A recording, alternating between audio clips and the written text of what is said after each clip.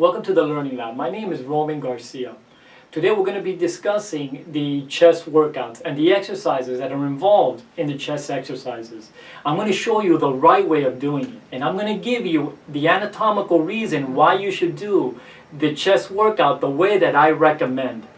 The problem with most chest exercises is that they exploit the function, the normal function or the actual function of the shoulder itself.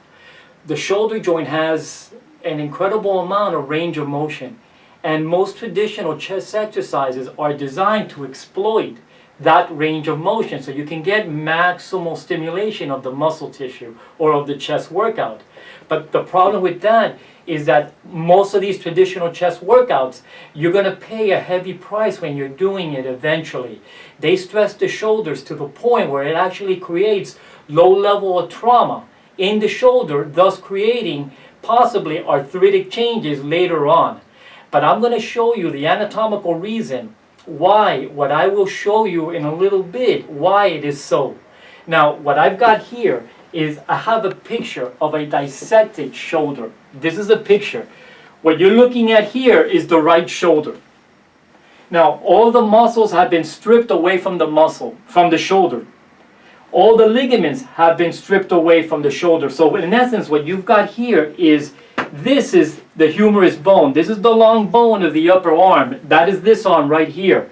It's covered by a tendon and a muscle, a piece of muscle right over here. This is the bone right here. This is the scapula. So you get an orientation of what I'm trying to describe. This is the scapula. This is the shoulder bone. This is called the humerus.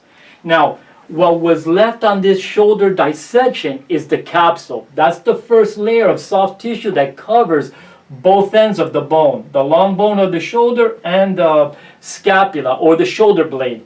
Now, this is what's important on this picture. I don't know if you can observe this out there, but do you see this hole right here? This is literally a hole. This is a hole in the capsule. The reason that this hole is here evolutionarily is that this hole gives flexibility to the shoulder joint. It is what permits the shoulder joint from moving in all planes. It what gives this incredible flexibility to the shoulder, allowing us to reach for things in space. This hole was provided there for that pliability or that flexibility. In other words, the shoulder joint is a naturally unstable joint. And all the exercises that are done for the chest workouts, at least the way they are done traditionally, exploit that flexibility in the shoulder joint. So, but unfortunately, by those exercises exploiting that flexibility in the shoulder joint creates damage inside the shoulder joint as you continue to do the exercise.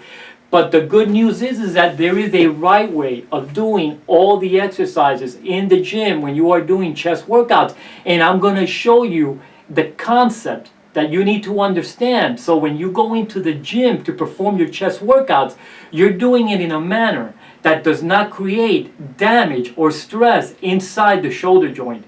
Now what I'm going to do is, with the help of my assistant, I'm going to show you how you can conceptualize your chest workouts and not violate certain rules that are tremendously important for you to take with you when you go to the gym to do your chest workouts. And it's a relatively easy concept to understand. And I'm going to show you right now what that concept is.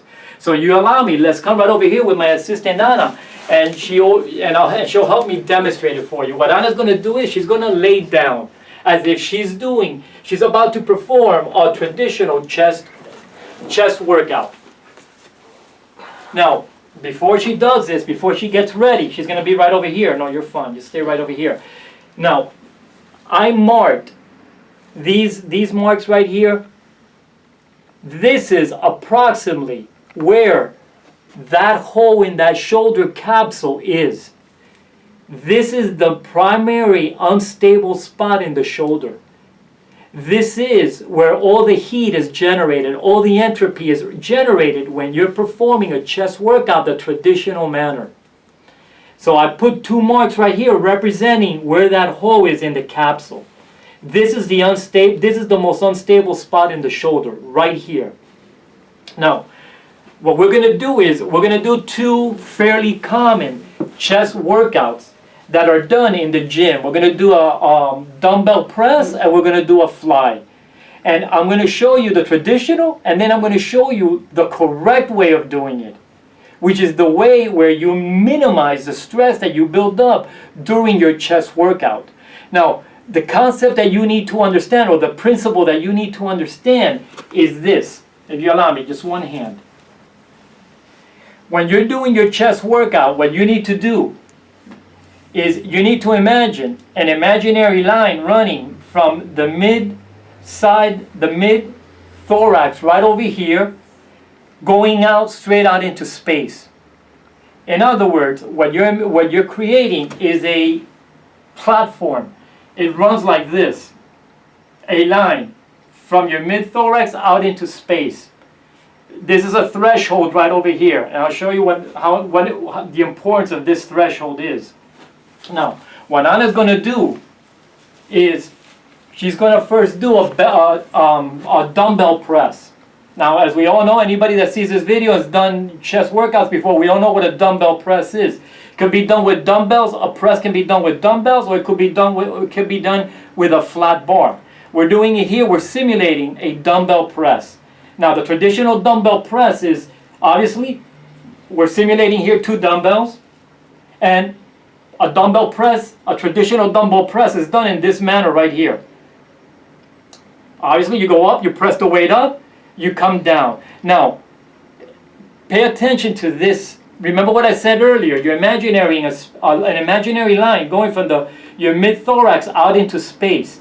Traditional chest workouts have always emphasized stretching the pectoralis muscle. So they've always emphasized bringing the dumbbell as far down towards the chest as possible. The problem with doing that is that it exploits this normal instability that's inherent inside the anatomy of the shoulder. When your elbow crosses this imaginary line like this, as this position is doing right here, this humeral head, the head of the long bone of the shoulder, moves forward. There's nothing to stop it from moving forward. That creates shear and heat inside your shoulder joint. If you do that over and over and over again, what you're going to be generating is heat that stays inside the shoulder. Inside the shoulder joint is basically two sticks rubbing. There's shear stresses being produced in the shoulder when you're doing it in this traditional manner, which is always try to stretch the pectoralis muscle as much as possible. You're doing this exercise in the traditional form at a very high cost. That high cost is very high probabilities of creating arthritic changes inside the shoulder. Now, what I recommend is that do not do any chest workouts that gives you the inability to control this elbow and crossing this threshold. The correct way of doing a chest workout is always with this elbow always controlled where it does not cross this threshold. That way, this humeral head stays centered inside the shoulder. The same thing with the fly exercises. The traditional manner is always expanding, opening up, letting this elbow go as far down as possible. Again, notice, Carlos, I don't know if you can get close to here, but notice this bulge right over here. You notice this bulge right here? This bulge is that humeral head coming forward. There's nothing to stop it because that capsule has a hole right here. There's nothing to stop this humeral head from moving forward. This moving forward is creating tremendous amounts of shear on the joint surface. You do that 1,000 times, 1,000,000 times during your career of going into a gym, during your chest workouts. You're generating so much heat inside the joint that it literally creates arthritic surfaces. So again, the correct way is always not allowing that elbow not to cross that imaginary line. You do not want that elbow to cross that imaginary line. Stay right here. Stay right here. Now, Carlos, I don't know if you can notice now. Observe here. There's no bulge here. There's no bulge here because that humeral head is centered. The arthrokinematics of the surface itself is normal. You're not generating heat inside the shoulder. Now, bring it down all the way to the traditional position. Again, you notice this bulge right here. This is that humeral head going right through that open space that we saw earlier in that dissection. You can see it clearly here. Look at this bulge. Two sticks rubbing, generating heat, generating entropy. Do that over and over again. I can guarantee you, you're going to develop arthritic changes inside the shoulder. One of the most common injuries inside the gym is shoulder pains, because people do not understand it. They're doing it the way that they see it on the internet, the way that they see so-called experts recommending their clients or the people that they train how to do it, what you see on television, what you see on magazines. They don't take into consideration the actual structure of the shoulder itself. They're exploiting the function of the shoulder itself for this great amount of range in order for us to move around in space and reach objects. Again, when you want to do it correctly with decreasing the probabilities of arthritis forming inside the shoulder, you never want to violate that principle. You never want to cross that imaginary line. You never want to cross it. Again, hold it right there. Again, you see, there's no bulge. That humeral head centered right on the surface itself. You're not generating degenerative heat. You're not generating entropy. So during your chest workouts, you never, ever want to violate and allow that elbow to move down past that imaginary threshold line. You do not want to do it the traditional way. You got to control that elbow. And if you cannot do the exercise without controlling that elbow from crossing that line that goes from your mid-thorax out into space, it's simple. You do not do the exercise. You do not do the exercise. It's as simple as that. Just remember, when you go into the gym, nobody's paying you to go to a gym. Nobody's paying you to develop huge pectoral muscles. The key to going into a gym, the first idea in your mind when you go into a gym is you do not want to hurt the joints. You do not want to hurt the joints. The muscles will get stimulated, but the important thing is not to hurt the joints. And one of the most common injuries in the gym is shoulder injuries, and the reason is because of all these traditional exercises. The way that they've been taught to us has always violated that elbow passing that threshold. So just remember, the idea when you go into a gym is you do not want to hurt the gym. That is your first goal. That is your first priority. This is the end of this video. If you have any questions, if you have any comments, if anybody thinks otherwise of what I'm recommending here now, please let your thoughts known to us and just send a message out to us. Till next time, thank you for watching this video.